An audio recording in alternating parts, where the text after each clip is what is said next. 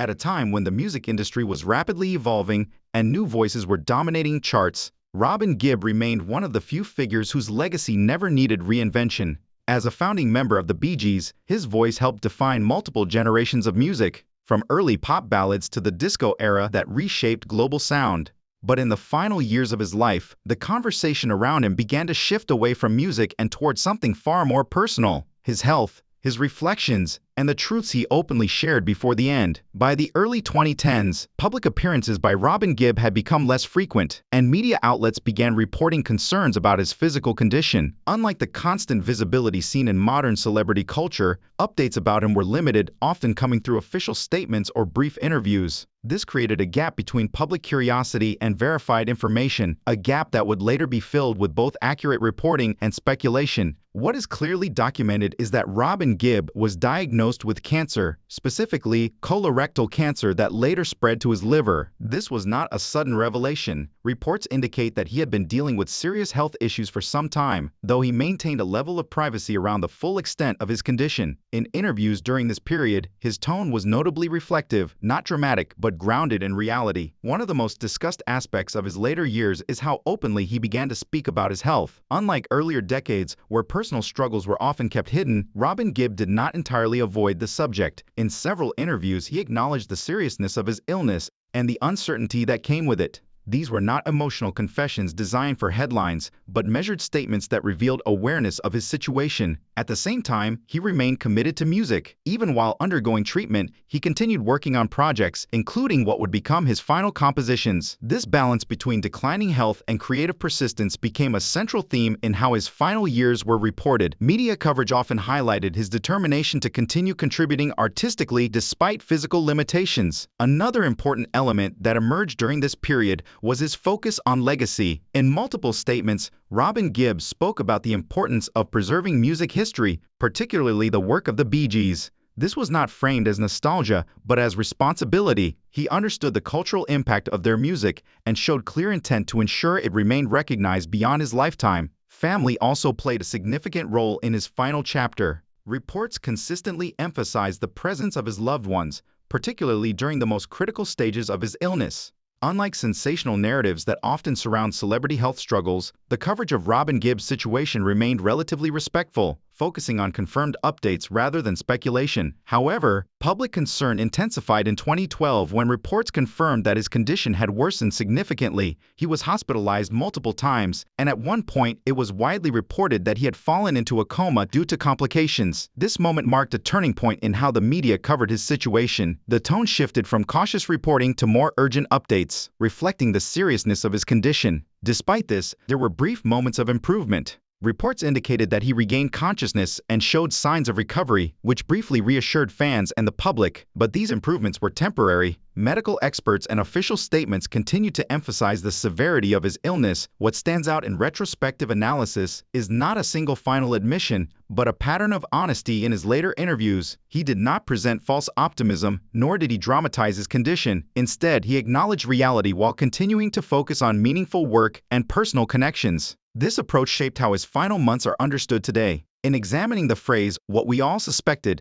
it becomes clear that the public had already begun to recognize the seriousness of his health condition before it was fully detailed in reports. His reduced appearances, visible physical changes, and limited public engagement contributed to this awareness. However, speculation often went beyond verified facts, highlighting the difference between perception and confirmed information. Robin Gibb passed away on May 20, 2012, at the age of 62. His death was confirmed by official family statements and widely reported by major global media outlets. The cause was linked to complications from cancer, bringing an end to a career that had spanned decades and influenced millions. In the immediate aftermath, tributes focused on his contributions to music, his distinctive voice, and his role in shaping the identity of the Bee Gees. But alongside those tributes was a quieter recognition of how he handled his final years, with restraint, honesty, and a continued commitment to his craft. What remains significant today is not a hidden revelation or dramatic confession,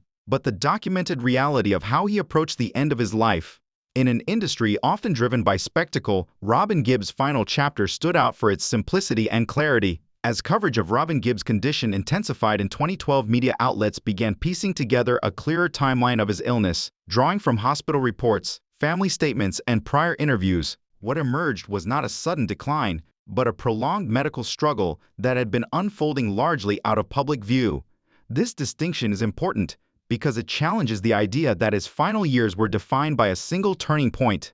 Instead, they were shaped by a gradual progression that he managed privately while maintaining selective public engagement. Medical reporting at the time confirmed that his cancer had reached an advanced stage. According to physicians involved in his care, the illness had spread beyond its original site, making treatment significantly more complex. Despite this, Robin Gibb continued to pursue both conventional and alternative treatment methods, a decision that was widely discussed in health coverage following his passing. This approach reflected a broader trend among high-profile patients who seek multiple avenues when facing serious diagnoses. Throughout this period, statements released on behalf of the Gibb family emphasized both realism and hope. There was no attempt to deny the severity of the situation, but there was also consistent reference to his determination to fight the illness. This balance shaped public perception, creating an image of resilience rather than defeat. It also contributed to the growing belief among fans that his condition was serious long before it was fully detailed in official reports. Another key aspect highlighted in credible sources was his continued involvement in music during treatment. Even as his health declined, he worked on what would become one of his final major projects, a classical composition known as Titanic Requiem. This work was particularly significant because it marked a departure from the style most audiences associated with him. Instead of pop or disco, it focused on orchestral and choral elements, signaling an artist exploring new creative directions late in life. The timing of this project added to its impact. Completed during a period of serious illness, it was widely interpreted as a reflection on mortality and legacy, although Robin Gibb himself did not explicitly frame it that way in interviews.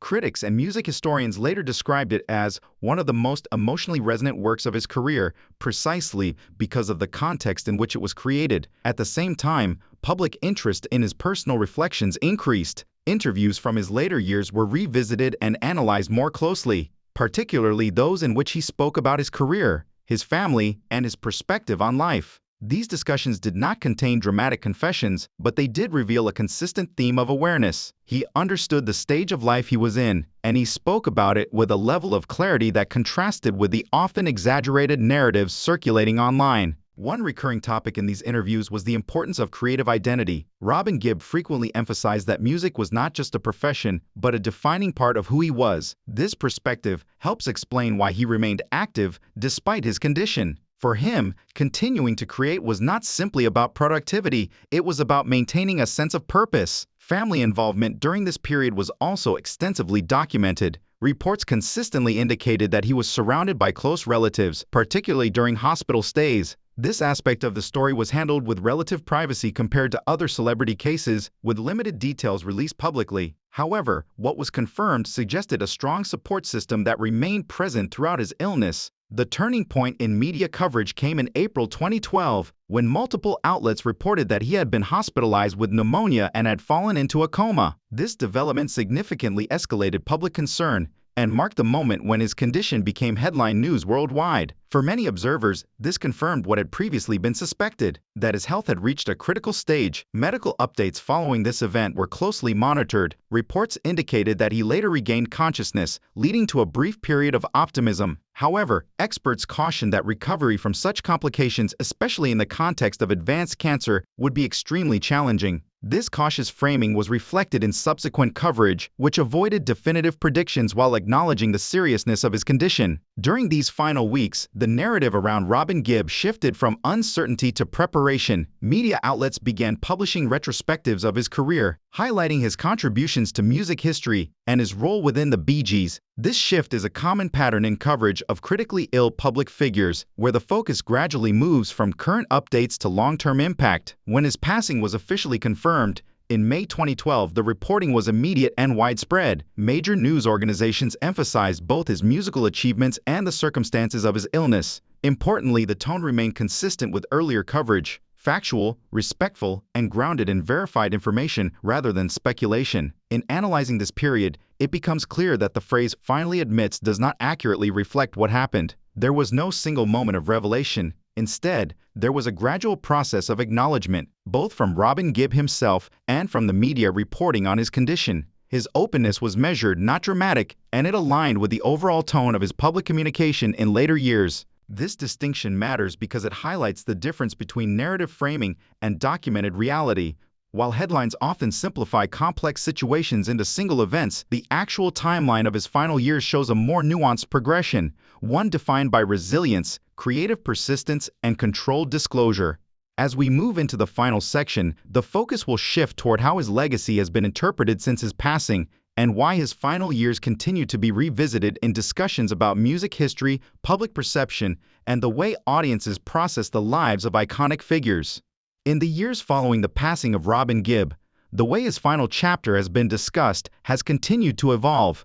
What began as straightforward reporting gradually turned into a broader reflection on legacy, perception, and the gap between public expectation and documented reality. This shift is not unusual for major cultural figures, but in Robin Gibb's case, it reveals how easily narratives can drift away from facts when audiences search for deeper meaning in a life that has already ended. One of the most consistent themes in retrospective coverage is the contrast between his public image during his peak years and the reality of his final period. For decades, he was associated with global success, chart dominance, and the unmistakable sound of the Bee Gees. That image was built on energy, creativity, and constant output. In contrast, his later years were marked by reduced visibility, selective appearances, and a focus on health and personal priorities. This contrast has fueled ongoing interest, as audiences attempt to reconcile these two very different phases of the same life. Another important factor in how his story is interpreted today is the role of archived media. Interviews, performances, and recordings from earlier decades continue to circulate widely across digital platforms. These materials often resurface without full context, leading to renewed discussion about his life and career. In many cases, viewers encountering these clips for the first time are unaware of the timeline, which can create confusion about when certain statements were made and what they actually represent. This dynamic has contributed to the persistence of headlines suggesting hidden truths or late-life revelations. However, when examined against verified records, these claims do not hold up in a literal sense. There is no documented moment in which Robin Gibb made a dramatic final confession that changed public understanding of his life or career. Instead, what exists is a series of consistent, measured statements given over time, reflecting awareness rather than surprise. The continued interest in these narratives speaks to a broader pattern in media consumption. Audiences are often drawn to stories that promise closure or revelation, particularly when they involve well-known figures. This demand can lead to the reframing of existing information in ways that emphasize drama over accuracy. In the case of Robin Gibb, this has resulted in recurring reinterpretations of his final years, even though the core facts have remained unchanged.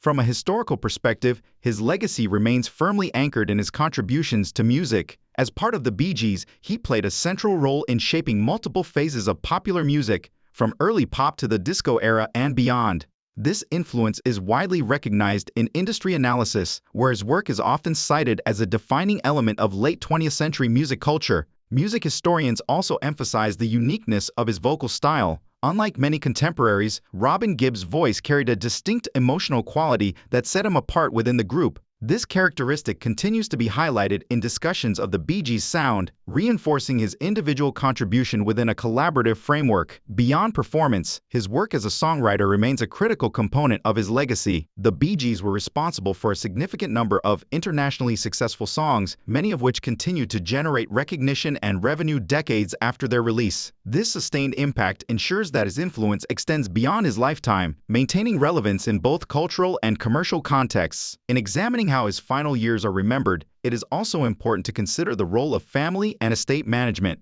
Official statements and authorized releases have consistently focused on preserving his artistic contributions rather than promoting sensational narratives. This approach has helped maintain a level of credibility in how his story is presented, even as external sources attempt to reinterpret it. The broader lesson that emerges from this analysis is not about hidden truths, but about the nature of public perception. Robin Gibb's final chapter demonstrates how easily a straightforward reality can become layered with speculation when filtered through media cycles and audience expectations. It also highlights the importance of distinguishing between documented facts and narrative framing. For viewers seeking a clear understanding of his life, the most reliable picture remains the one supported by verified reporting. He was an artist who faced a serious illness, acknowledged it with measured honesty, continued to work when possible, and remained connected to his family throughout his final years. There is no evidence of a sudden revelation or concealed reality beyond what was publicly reported at the time, and yet, the persistence of interest in his story shows that audiences continue to look for meaning beyond the facts. This is not necessarily a flaw in interpretation, but it does underscore the need for careful distinction between evidence and assumption. In the absence of new information, the existing record stands as the most accurate account of his final period. Ultimately, Robin Gibb's life is defined less by the way it ended and more by what it contributed. His final years, while significant, represent only a small portion of a career that influenced millions of listeners worldwide. The focus on those years should not overshadow the broader impact of his work, which continues to be experienced across generations. As media cycles continue to revisit his story, the challenge will remain the same: to balance engagement with accuracy and to ensure that the narrative reflects reality rather than exaggeration. In doing so, his legacy can be understood not as a mystery to be solved, but as a documented history to be respected.